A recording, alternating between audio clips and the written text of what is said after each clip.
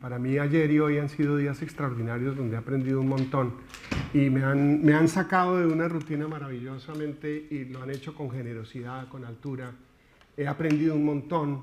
Vengo de un área profundamente distinta a la de ustedes y yo creo que eso ha sido muy aleccionador para mí. Entonces, de verdad, gracias y felicitaciones por esta exposición, por las presentaciones de hoy, de ayer, la de Sergio, la de Lea, la de Graciela. Todas las que he oído han sido realmente un aporte muy grande. Claro, siendo arqueólogo voy a hablar de cosas que probablemente son un poco distintas a las que ustedes han oído, pero que oyéndolas y oyéndolos ayer y hoy creo que comparten algo muy especial. Creo que los artistas y los arqueólogos tenemos una cosa en común, muy especial, y es que estudiamos mundos distintos al nuestro.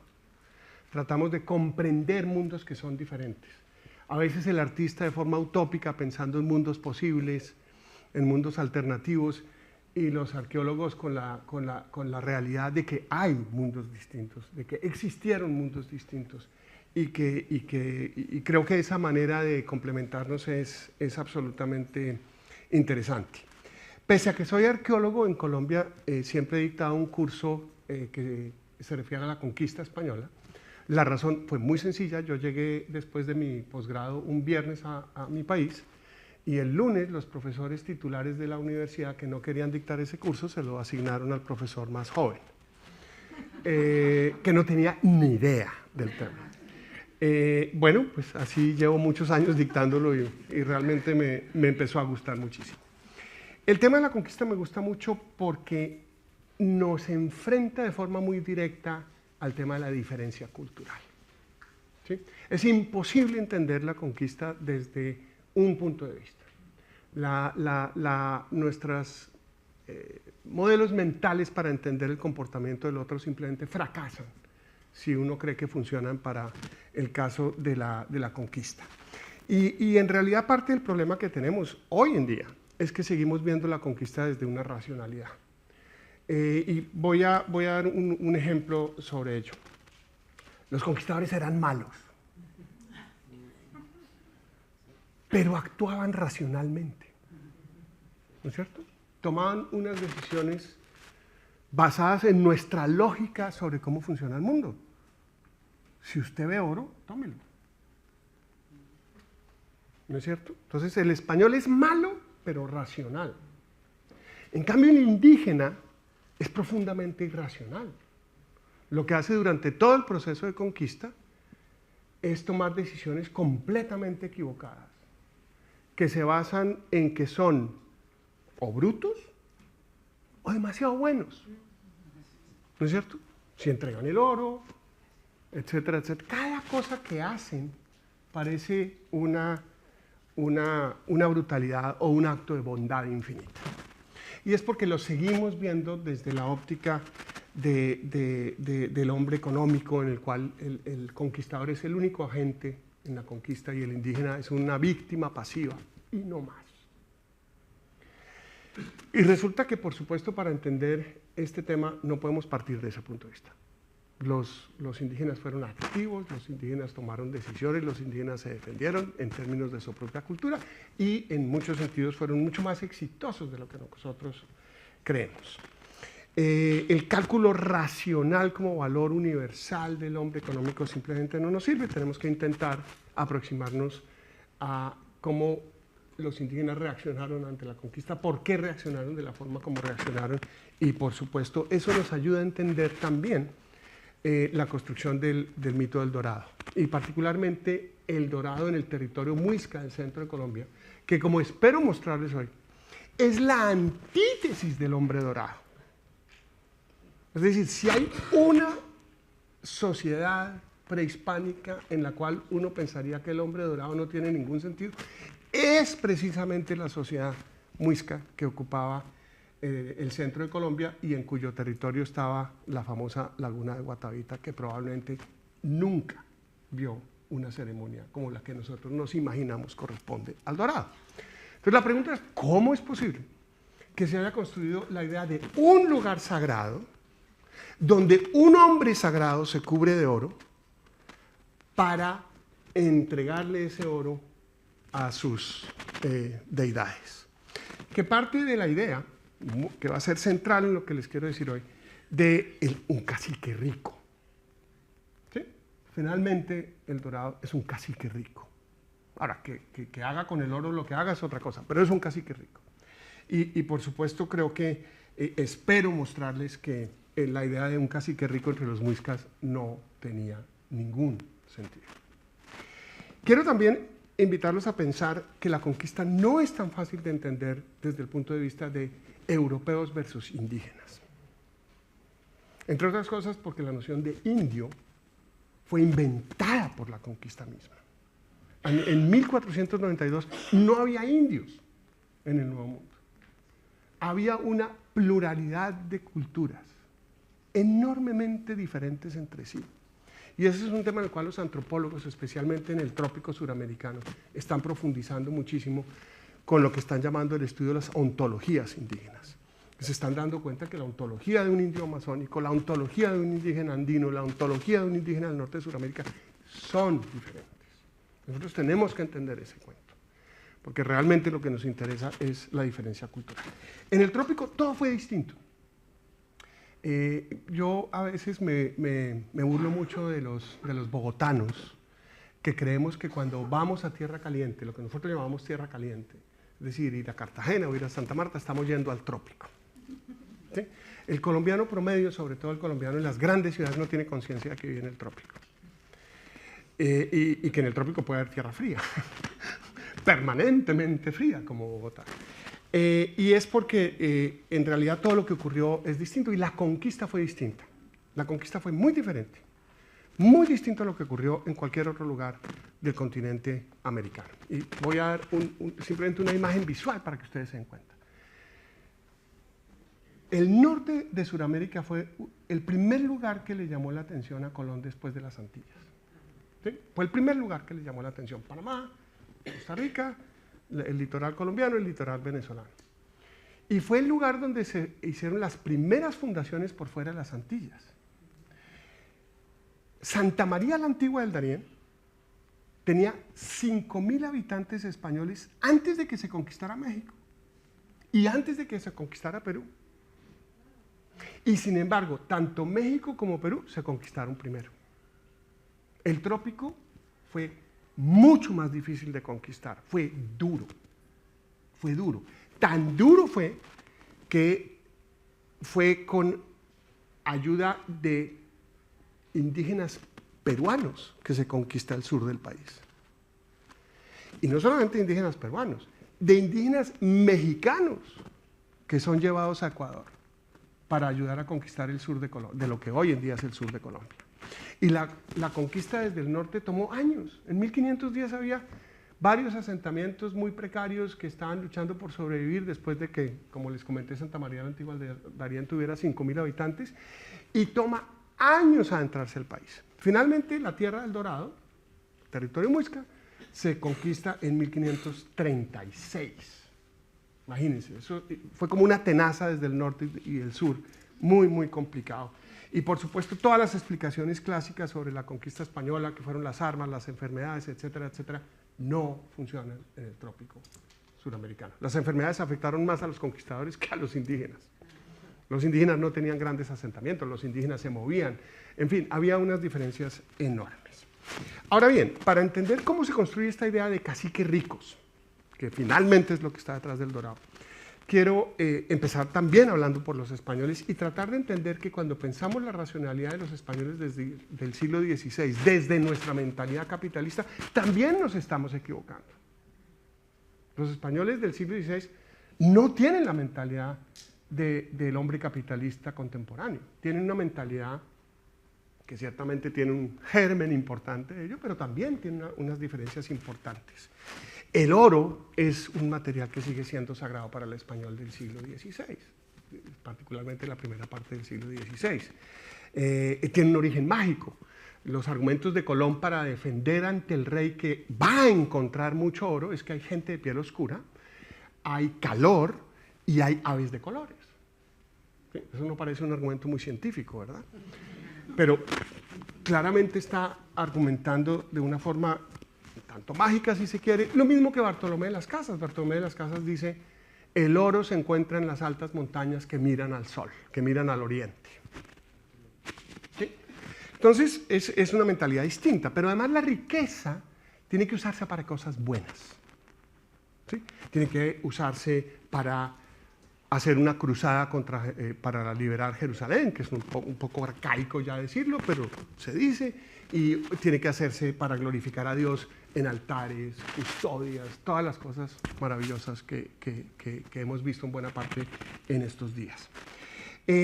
Colón era un gran propagandista, Colón fue el inventor de los fake news, absoluto, es decir, Colón le decía a los reyes que iban a encontrar mucho oro, que el oro, que el oro, que el oro, que el oro, y todos los nombres que ponía eran absolutamente Costa Rica, Castilla de Oro, bla, bla, bla, bla, etcétera, pero el oro fue muy elusivo, ¿no?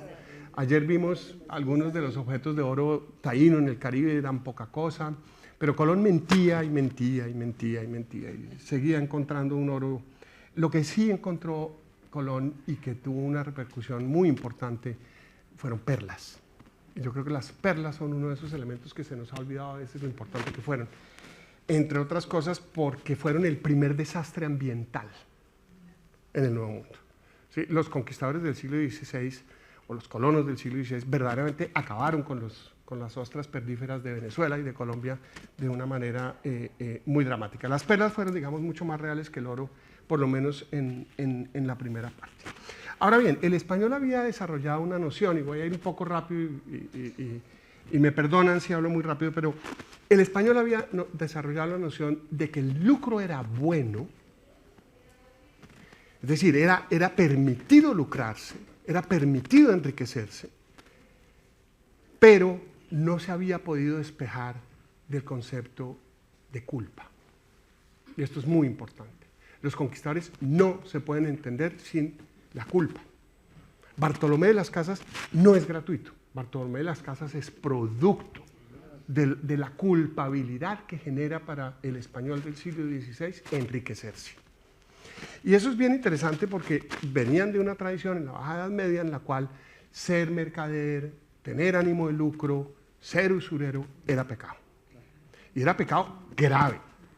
Era un pecado que te llevaba al infierno, literalmente. Pero, y por supuesto, hay una serie de mitología alrededor de las personas que se quieren enriquecer que es fabulosa.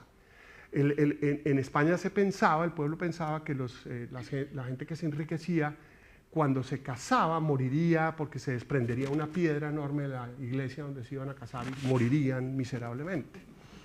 Siempre había un castigo para quien se enriquecía. Y el animal que representaba al usurero y a las personas con ánimo de lucro era la araña. La araña. Un animal que se queda quieta esperando que llegue la comida. ¿No? Bueno, se les olvidaba que también tenía que hacer la telaraña, pero evidentemente eran mal vistos.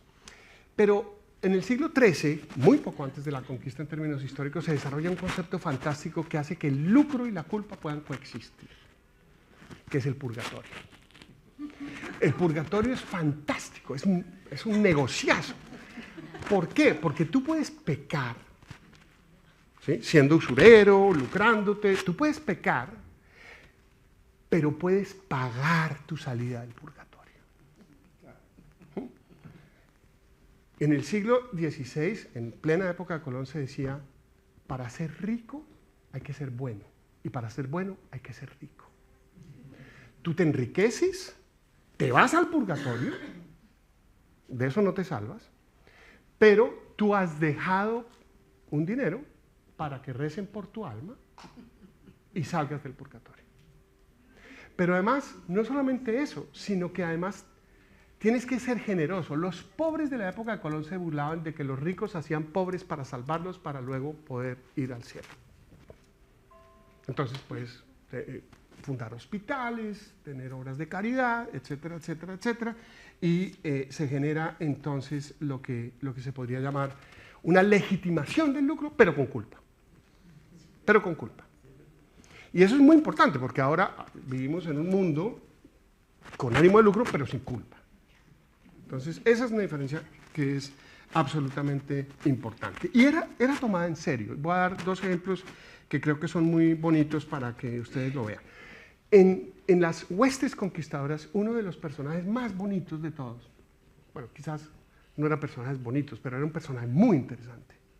No eran solamente los arcauqueros, los indios auxiliares, etcétera. No, había un personaje que era maravilloso. El tenedor de ánimas de difuntos. Perdón, el tenedor de bienes de difuntos. Y era la persona que iba en la jornada conquistadora acompañando a los conquistadores, llevando las cuentas de quienes habían muerto, para que cuando se encontraran riquezas, parte de esas riquezas se destinaran para rezar por sus ánimas para que salieran del purgatorio. Un personaje increíble, absolutamente novelesco. El tenedor de bienes de difuntos. Imagínense. Casi siempre se robaron el dinero, por supuesto. Pero existía la persona encargada de eso en las jornadas conquistadoras. La segunda anécdota de cómo la culpa es fundamental y cómo tiene que ver con el dorado. Espero que todo esto lo pueda atar con el dorado. Son los testamentos de los conquistadores. Hoy hablamos de reparación de la conquista, etcétera, etcétera. Paradójicamente hablamos de reparaciones de la conquista de los descendientes de conquistadores, ¿no? Pero bueno, ese es otro tema. El caso es que los conquistadores del siglo XVI en sus testamentos tenían la obligación de reparar. Y esto se lo inventó Bartolomé de las Casas. Que yo no sé si lo hizo inocentemente o no, pero no me quiero meter en líos. Bartolomé de las Casas escribe unas instrucciones para hacer el testamento de los encomenderos, los conquistadores o los empresarios. Y les obliga a los dominicos, pero después lo toman los franciscanos, etcétera, a que los conquistadores en sus testamentos admitan su culpa y devuelvan dinero. Y lo hacen. Y lo hacen. En el caso Muisca hay unos testamentos que son absolutamente fabulosos. En Perú hay otros increíbles, estoy seguro que en México también. En el caso Muisca es absolutamente increíble. Un conquistador, de los pocos que se devuelve a España, escribe en su testamento que él participó en el asesinato del cacique de Tunja y que pide que buena parte de su fortuna se devuelva a Tunja para educar al hijo del cacique de Tunja. ¿Sí? Otro caso absolutamente fantástico es un español que dice: yo tomé mucho oro de los indígenas, yo tomé mucho oro de los indios, pero no se los quité a ellos directamente, lo tomé de santuarios y de tumbas. ¿Qué hago con eso? ¿A quién se lo devuelvo? Entonces decide que se lo manden al Papa para que el Papa decida qué hacer con ese oro. ¿Sí? Esto muestra que el español es un español consciente de que su destino en el más allá es tenebroso, porque ha pecado, y tiene que encontrar los mecanismos en la hora de su muerte para que haya una reparación y en muchos casos de dinero que se le devuelve a las comunidades indígenas, se le reconoce a mujeres indígenas con las cuales han tenido hijos, etcétera, etcétera, etcétera, etcétera. Ahora bien, es decir, nuestra mentalidad para entender riqueza no es la misma del español del siglo XVI. No es la misma. Pero la de los indígenas tampoco, por supuesto. Nuestra interpretación es clásica. Si ustedes se meten en Google y ponen oro prehispánico, la palabra más comúnmente asociada con oro prehispánico es riqueza y poder. El poder del oro. ¿Sí? ¿Ves lo que aparece por todos lados en Google? Porque tenemos la visión clásica de que el oro era riqueza y de que esa riqueza le daba poder a los caciques y que había caciques ricos. Esto es muy importante porque sin la noción de caciques ricos no se construye la noción del dorado. Y hay muchas paradojas al respecto. Pero voy a empezar por lo que han reconstruido los antropólogos. Perdón que no mostré las imágenes más lindas de cómo en la Baja Edad Media la riqueza era literalmente mierda. ¿Sí? Unos grabados, tallas, etcétera, de cómo realmente la riqueza se asociaba con una porquería. El destino de los que acumulaban riqueza. Ustedes allí en estas pailas donde la gente está ardiendo, pues ven gente poderosa, obispos, reyes, etcétera, etcétera, etcétera. Un cuadro absolutamente fantástico del más allá de una ciudad en Colombia que se llama Pamplona. En fin, algunos ejemplos. Y por supuesto, este es el grabado de la irracionalidad del indígena, ¿no? El conquistador llega a lo que viene y el indígena, bruto o bueno, lo recibe con oro. ¿Sí? Bueno. Ahora bien, en el trópico suramericano, y acá yo simplemente estoy tomando el trabajo de colegas antropólogos que han estudiado el tema, las sociedades se dividían en dos tipos de sociedades, si ustedes quieren. Las sociedades que destruían riqueza para que nadie la pudiera acumular, es decir, destruían objetos para que no se convirtieran en riqueza de nadie. Pero había otras sociedades que en lugar de destruir, transformaban. Es decir, sus caciques se dedicaban a transformar elementos como el oro. Y ese es el caso de los muiscas. ¿Sí? Esto quiero que lo retengan, los caciques muiscas como transformadores. Ahora bien, ¿qué pasa con una sociedad que tiene el ánimo de lucro pero con culpa? Y por el otro lado, sociedades que lo que hacen es destruir cualquier capacidad de acumular riqueza o transformarla en otra cosa. Transformarla en otra cosa. ¿Qué pasa cuando se encuentran? Voy a empezar por una anécdota sin la cual no se puede entender la conquista en el trópico. Las jornadas de conquista en el trópico se daban en verano. En invierno, las huestes conquistadoras se quedaban quietas, porque era imposible hacer una jornada de conquista en invierno, con lluvias torrenciales. Los caballos eran inútiles, las armas eran inútiles. Ellos se quedaban quietos en invierno. Actuaban cuando entraba el verano, específicamente el verano de fin de año, que es el verano más largo y más fuerte. Ese era el momento de hacer jornadas de conquista. Durante mucho tiempo no fueron jornadas de conquista en realidad, fueron lo que los españoles llamaron cabalgadas, que era simplemente entrar a un territorio, obtener oro y devolverse. Y lo obtenían mediante lo que llamaban rescates, es decir, era un oro que recibían de los indios. El ideal de una jornada conquistadora no era la violencia. Entonces, los soldados, los hombres de armas españoles no entraban a matar. Ese era el último recurso, al cual por supuesto acudieron con mucha frecuencia. Pero el ideal era obtener de los indios riquezas. Ahora, ¿por qué obtenían en verano riquezas de los indios? Eso está estudiado en muchas sociedades indígenas del norte de Sudamérica y es absolutamente fantástico. Si a mí me hubieran preguntado cuándo hubiera querido yo ver una sociedad prehispánica, sería en verano. Sobre todo de fin de año, solsticio de invierno. El sol está en su punto más lejano. Es una época peligrosa para los indígenas. Es una época en la cual se aprovecha para hacer alianzas. Y hay muchas descripciones absolutamente fantásticas de lo que sucedía, y por supuesto lo que sucedía no era igual en todas partes. En el Orinoco ocurría algo que se llamaban las serras. Las serras era simplemente, en el verano se concentran los recursos de pesca, se concentran los recursos de cacería, por supuesto, se puede explotar la sal, porque tiene una concentración menor de agua, etc. Hay una serie de condiciones que hacen que los recursos se concentren en pocos sitios y la gente se encuentra a intercambiar y hacer alianzas, porque hay riesgo de guerra también. ¿Sí? Entonces, las serras son descripciones fantásticas a lo largo del río Orinoco, a lo largo del río Meta, en la cual los indígenas se encuentran a entregar objetos. Un cronista italiano, que a mi juicio es absolutamente fantástico porque era un poquito anárquico, era como el anarquista del siglo XVI, Girolamo Benzoni, que es muy crítico de la conquista, describe cómo los indígenas se encuentran y entregan todas sus propiedades. ¿Sí?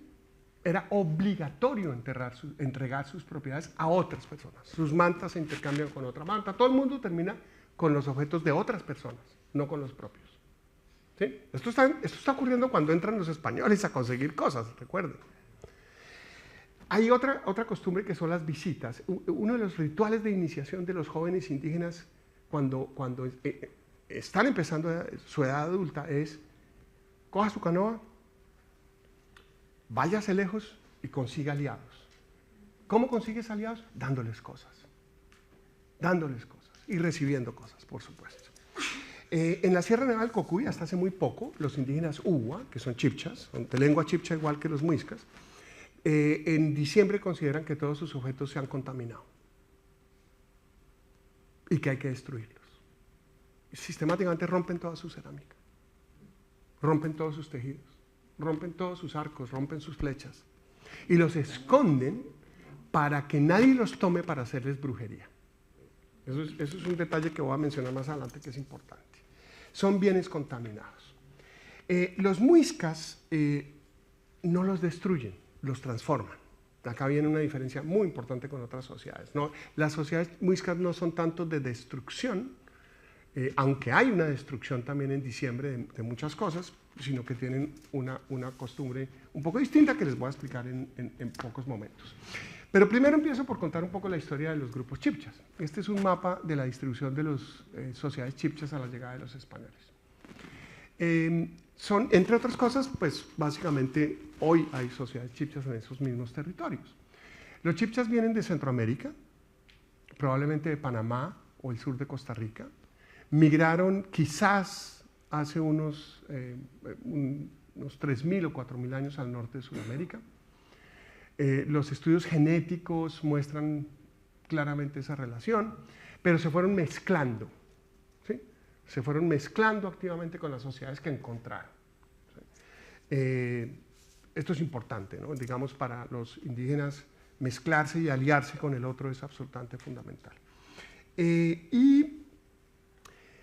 Recientes estudios, sobre todo un colega mío que se llama Niño, Juan Niño, han hecho unos esfuerzos muy grandes para encontrar algunas cosas en común de estas sociedades indígenas, lo cual es muy interesante porque los colombianos siempre han tenido el complejo de inferioridad de que no son ni México ni Perú y que lo que había era un caos desorganizado en este territorio, y ha sido bastante interesante lo que se han encontrado.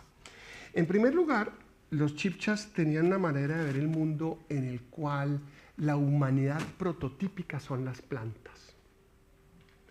Es muy distinto a la ontología masónica, que ustedes saben, el chabán que se convierte en jaguar, etcétera, etcétera, etcétera. En la sociedad muisca, en las sociedades chipchas, las plantas son más importantes que los animales. Y la humanidad prototípica es el maíz. El humano viene del maíz. Ahora, cuando muere, se puede transformar en animal, en oso o en venado, especialmente, que se van a ir a los páramos. Eso también lo voy a mencionar un poco más adelante. No hay una, digamos, hay una división. Las plantas tienen sobre los animales la ventaja de que su comportamiento es mucho más organizado. Para los chipchas, el orden y la jerarquía es fundamental. Fundamental. Son sociedades profundamente jerarquizadas, donde cada cosa ocupa su lugar específico que no debe cambiar. En el siglo XVI es divertidísimo, las quejas más importantes de los caciques no es que les quiten el oro, sino que no los dejan sentarse en un lugar privilegiado dentro del bohío. Es decir, el orden y la jerarquía es muy importante, y es una jerarquía inversa a la nuestra. Lo más importante no es lo primero, sino lo último. En los mitos, las deidades más importantes aparecen de últimos. En la descripción de pueblos, el pueblo más importante siempre es el último. Y los españoles, al último que conocían, siempre era el cacique. Muy distinto a otras sociedades donde el primero que sale es el cacique, cubierto de oro, entre otras cosas. En la sociedad muisca, no. Y eso es también muy importante para entender por qué entre los muiscas es probablemente donde jamás encontraríamos hombres dorados. No hay un límite estricto entre animales, plantas y cosas, y humanos. No existe la idea de que el humano es radicalmente diferente a las plantas o a los animales o a las cosas. Y esto es muy importante. Animales, plantas y cosas tienen vida social, tienen agencia, son capaces de hacer cosas. como los humanos, ¿sí? Y además de forma racional. Por ejemplo, el perro. Ustedes saben, los indígenas tenían perro. Los primeros animales que encuentra, los primeros perros que encuentra Colón son perros con nariguera. ¿Sí? Con narigueras, como seres humanos. Entonces, no había, digamos, una distinción muy clara entre estos reinos que nosotros consideramos tan distintos, y había una obsesión con el calendario agrícola, con el orden de las cosas, con el equilibrio de las cosas, en el entendido de que el universo era muy frágil. Yo no sé si ustedes recuerdan Asterix y Obelix, que el mundo se va a caer encima de ellos permanentemente. Bueno, los chibchas de alguna manera piensan que el mundo se puede acabar en cualquier momento y que siempre se están viviendo tiempos difíciles. Lo interesante de eso es que los humanos tienen la responsabilidad de mantener que el mundo siga funcionando. ¿Y cómo lo hacen? ¿Cómo hacen los grupos chibchas para garantizar que el mundo siga funcionando? Mediante la ofrenda. Los chibchas son grupos obsesionados con la ofrenda. Mucho más que con el sacrificio, por ejemplo, aunque los muiscas también sacrificaban, y el sacrificio es una forma de ofrenda. Pero ustedes, si se leen los Kogi de Raigel Dolmatov, por ejemplo, o los libros de Anne Osborne sobre los Tuneu, sociedades relativamente contemporáneas, o pues contemporáneas, pero digo, escritos relativamente contemporáneos, la obsesión es la ofrenda. Tenemos que garantizar que el mundo siga funcionando. Y por eso el solsticio de invierno era tan importante, porque era un momento de riesgo de que el mundo se acabara. Porque el sol se aleja. Entonces, por eso es una época de ofrendas, de alianzas, de festejos, etcétera, etcétera, etcétera. ¿Qué hacían los muiscas al tiempo que hacían las serras en el Orinoco, las visitas de jóvenes que están pasando a la edad adulta, etcétera, en otros lugares? Hacen una enorme fiesta que dura 4 meses. 4 meses de fiesta. 4 meses de fiesta. A mí me suena muy bien. En estas fiestas hay un consumo masivo de todos los excedentes que se hubieran podido producir, sobre todo de comida. ¿Sí? Son 4 meses en que no están produciendo, están comiendo. Pero además, lo más importante es que están haciendo ofrendas. Es un periodo de ofrendas, de hacer ofrendas. Y aquí viene el primer detalle. El 70% del oro muisca en el Museo del Oro son ofrendas. No son adornos corporales. Si ustedes quieren ver pectorales enormes, coronas enormes, brazaletes, etcétera, dorados, no son muiscas. No son muiscas. Son del Valle del Río Cauca. Probablemente los Tairona, pese a que son chibchas, tienen algo de eso. Pero fundamentalmente el oro muisca es un oro que no son joyas para lucir. Son objetos para esconder, para ocultar, para enterrar en cuevas, en ríos, en lagunas, en todas partes. Los españoles se volvieron locos con esto. No lo entendían. Entendían que un hombre saliera dorado a pelear con ellos, eso más o menos lo podían entender. Pero que el oro lo usaran para esconderlo, literalmente para sacarlo de circulación y de vista de todo el mundo, aunque seguían siendo activos. ¿Sí? Seguía habiendo especialistas que los visitaban para alimentarlos, etcétera, etcétera, pero literalmente se escondía. El oro era, por supuesto, importante, pero quiero decir varias cosas para ponerlo en perspectiva. En primer lugar, las ofrendas no solamente eran oro. El oro lo encontramos porque, pues, por razones obvias. Pero al lado del oro, lo sabemos por múltiples documentos españoles, había palos, había semen, había algodón, había mantas, había huesos. Es decir, era un elemento más. Muy importante seguramente, pero era un elemento más de un abanico de ofrendas mucho más amplio. Los indígenas no solamente apreciaban el oro, valoraban mucho más el cobre. Una de las estrategias de los españoles para conseguir oro era conseguir cobre y darles cobre a cambio de oro porque le dan mucho más oro que cobre. Las cualidades que apreciaban no solamente era el brillo, brillo en una ofrenda, ¿para qué? No le va a brillar a nadie. Apreciaban mucho más el olor. El olor. Y reconocían las diferentes aleaciones por el olor. Eso es, hay un trabajo de Rigel Dolmatov sobre esto que es absolutamente fantástico. El oro es un proceso de transformación de la cera. La mayoría de piezas de ofrenda muisca son hechos a la cera perdida. Este es un trabajo maravilloso de la directora del Museo del Oro con Martinón, un arqueólogo español que viene a Inglaterra y que muestra cómo lo más difícil y lo más estricto era hacer el objeto de cera y no el de oro. Los objetos de cera que van a servir de modelo para hacer las piezas de oro no tienen un defecto. Pero cuando se funde el oro dentro de la matriz para hacer el objeto de oro, el objeto de oro sale con muchos defectos para nuestra racionalidad, ¿sí? La balsa muisca, la famosa balsa muisca, no está completa. El oro no rellenó por completo la figura de cera. En el trabajo de cera había mucho más esfuerzo.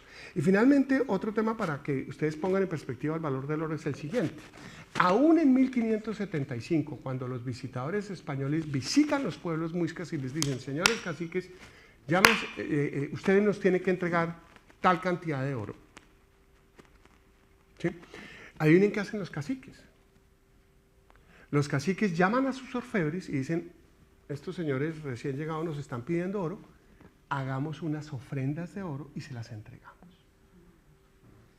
Y les entregan ofrendas de oro, no oro. Nunca les entregan el oro en bruto, les entregan ofrendas hechas para ellos. Entonces, lo que les quiero mostrar ahora, lo que les quiero sintetizar hasta ahora es, si hay una sociedad que no quiere lucir el oro, son los muiscas. ¿Sí? Todas las descripciones del hombre dorado son posteriores a la conquista. Todas. Las primeras descripciones de los españoles son, estos muiscas están locos y botan el oro en lagunas, en cuevas, etcétera, etcétera, pero no hay una sola descripción de un cacique muisca dorado. ¿Cómo ocurrió esto? Jiménez de Quesada, como ustedes saben, pues llega al territorio muisca después de un año de atravesar el río Magdalena, con muchas dificultades, pierde más de la mitad de sus hombres, y llega al territorio muisca y por supuesto empieza el mismo juego de siempre de hacer alianzas. Algunos indígenas en efecto se convierten en aliados de Jiménez de Quesada. Jiménez de Quesada incluso se alía con los muiscas para pelear contra los panches, etcétera, etcétera, etcétera. Pero en realidad Jiménez de Quesada no iba al territorio muisca. Jiménez de Quesada iba al territorio del Dorado. ¿Y cuál era el Dorado? El Meta o Manoa. Y si ustedes ven la ruta de Quesada, Quesada va yendo al sur, al sur, al sur, al sur, y se preocupa porque nunca hay un paso al oriente, que es donde él sabe que está el Meta o el Dorado. Y lo que hace en algún momento es decir, bueno, ya hay que cruzar al oriente, hay que atravesar estas montañas, que no es el ideal, es muy difícil. Y voltea al oriente para llegar al Dorado y encuentra accidentalmente el territorio muisca y no le llama mucho la atención. La reacción inicial de él es seguir al oriente. Y la prueba más interesante es donde funda a Santa Fe de Bogotá. A Bogotá, no sé cuántos de ustedes hayan ido a Bogotá, pero si usted quiere fundar una ciudad en la sabana de Bogotá en el siglo XVI, el peor sitio para hacerlo es donde fue fundada Santa Fe de Bogotá. Porque es una ciudad que no se comunica con el Valle de Magdalena, que es la ruta de entrada. Bogotá solamente sirve para una cosa, como campamento temporal para ir a los llanos. Los dos cerros tutelares de Bogotá, Monserrate y Guadalupe, tienen un cañón que es por donde se sale a los llanos orientales. Y de hecho lo primero que hace Jiménez de Quesada cuando logra medio pacificar a los muiscas es ir a los llanos.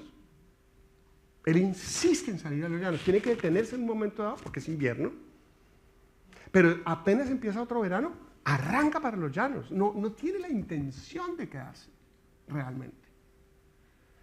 Y por supuesto funda Santa Fe de Bogotá en un lugar donde no hay indígenas, muy distinto a México, muy distinto al Perú. Es un campamento militar para irse al oriente. Y es tan clara su obsesión con los llanos que cuando él mismo reparte encomiendas, más adelante, ¿sí?, cuando ya tienen el suficiente poder para repartir encomiendas, se asigna la encomienda que queda más cerca de los llanos orientales, que es la encomienda del Cocuy, en el norte, mirando a los llanos. Él sigue pensando en ir a los llanos. Es decir, el territorio muisca no es el dorado, ni siquiera para Jiménez de Quesada los primeros años. No lo es. Pero en el proceso de conquista sucede algo que va a hacer cambiar todo. Primero que todo, no puede salir a los llanos, la cosa está muy difícil. Su jefe, que es el gobernador de Santa Marta, está llegando a pedir cuentas. Por lo tanto, es importante fundar ciudades y llamarlas ciudades. Funda 3 ciudades, Bogotá, Tunja y Vélez. Pero Jiménez de Quesada ha mandado asesinar al cacique de Bogotá. Y lo ha mandado asesinar obviamente porque quiere saber dónde hay riquezas, dónde hay oro. Y este asesinato es bien complicado, porque ya tiene la experiencia de México y de Perú, en donde los conquistadores han matado caciques y se han metido en líos. Ahora, no es porque haya un dilema moral de que mató un cacique, sino que quien llegue después lo va a acusar de eso y le va a quitar su encomienda, etcétera, etcétera, etcétera. Y aquí hay una cosa que es fantástica, fantástica. Los muiscas son quizás la única sociedad indígena del siglo XVI que nunca fue acusada de canibalismo. Toda la justificación de la conquista en Colombia, lo que hoy en día es Colombia, era por el canibalismo. Por eso somos un país caribe, ¿no? La costa caribe, etc. La justificación para quitarle la riqueza a los indígenas era que eran caníbales y por lo tanto la guerra era justa. Pero Jiménez de Quesada nunca acusa a los muiscas de caníbales. Interesante, ¿no? ¿De qué los acusa? De tener caciques tiranos. De tener caciques tiranos. Y esa es una causa justa de conquista. El tiranicidio en Europa hasta cierto punto estaba justificado. Y una de las causas de guerra justa era combatir contra un cacique tirano. Ahora, ¿cuáles son las...? Y esto es muy bonito porque está el proceso. Jiménez de Quesada era abogado. ¿Sí? Era abogado. Él sabe cómo está construyendo su caso. Y están los documentos del juicio contra el cacique de Bogotá. Y los argumentos para demostrar que el cacique de Bogotá es un tirano son 2. Uno, que es un usurpador, es decir, que no es un cacique legítimo. Pero la otra, muy importante, es que el cacique de Bogotá era rico. Era rico. Y obviamente usaba sus riquezas para mal, no para bien. Entonces el cacique de Bogotá resulta ser rico, muy rico.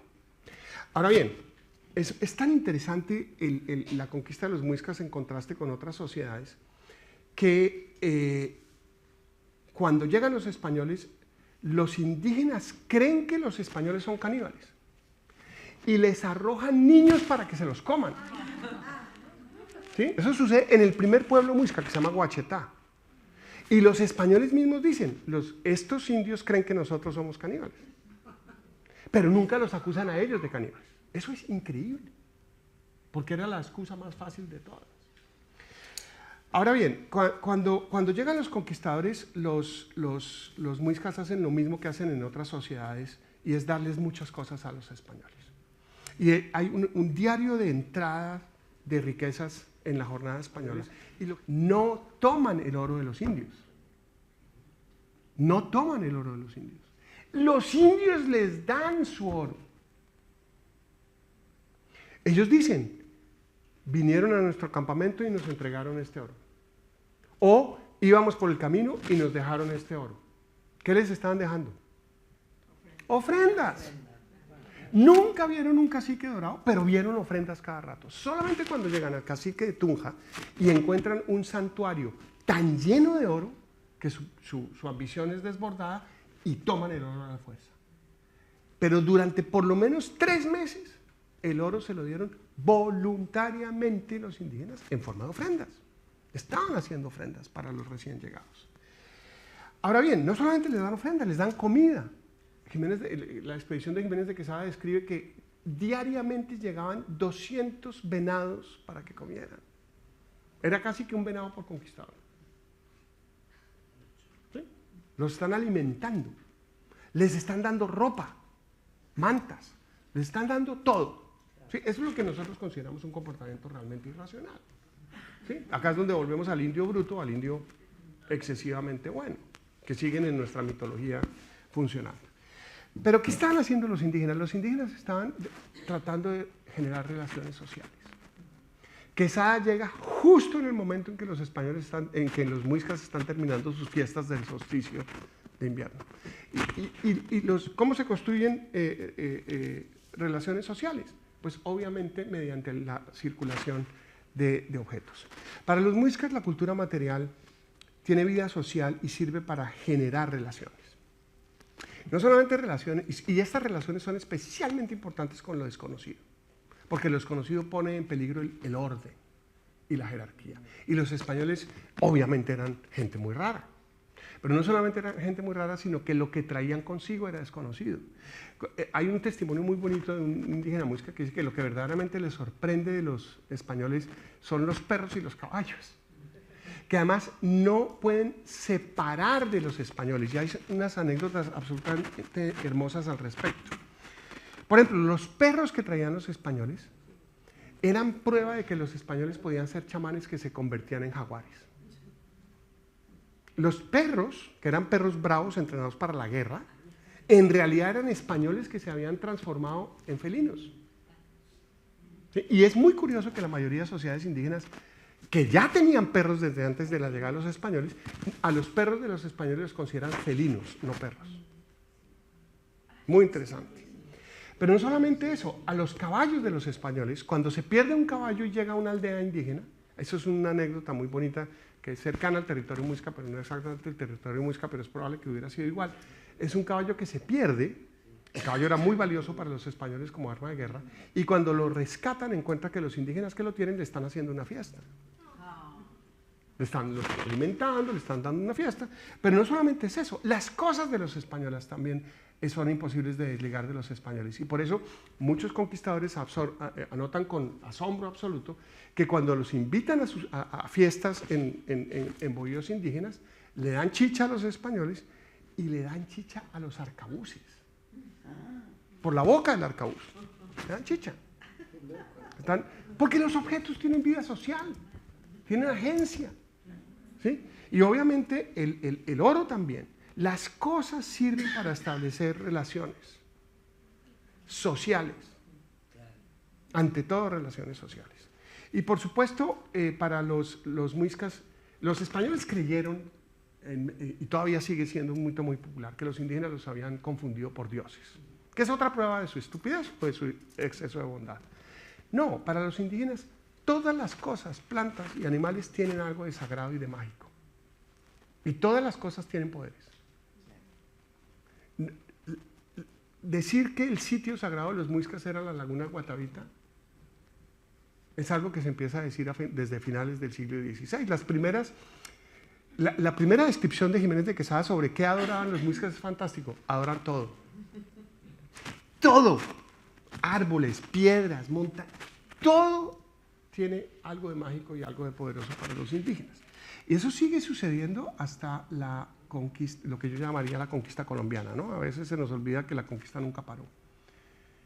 Cuando los mercaderes brasileros y colombianos y peruanos llevan hachas al Putumayo, el sur de Colombia, se las entregan a los indígenas pensando que los indígenas van a usarlas para cortar árboles.